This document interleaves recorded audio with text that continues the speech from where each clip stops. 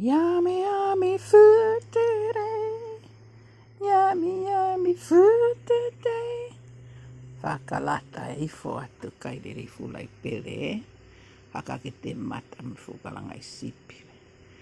Whakalata kai tai tuku. Wakaini ko te tata mai hoko a te kai. E whiawhini, whawhita e mau mea kai si hova. Malo mua se suho kātaki e mau ngahi tōnou nou.